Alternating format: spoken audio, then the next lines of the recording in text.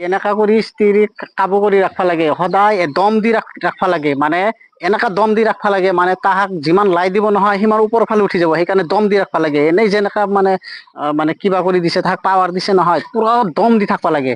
আপোনালোকে এনেকা দম দি ৰাখব যাতে কোনো দিনো এনেকা কৰি আমাৰ ওপৰত উঠা নৰে। আমি পুৰুষ মানুহ সদায় ওপৰত থাকিম, কিয় ইমান তলত পৰি থাকিম, আমি দম দি থাকিম, আমাৰ বহুত দম আছে।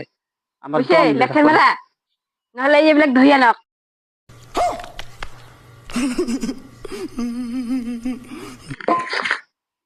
অ লেকচাৰ মাৰা থৈ দিয়ক।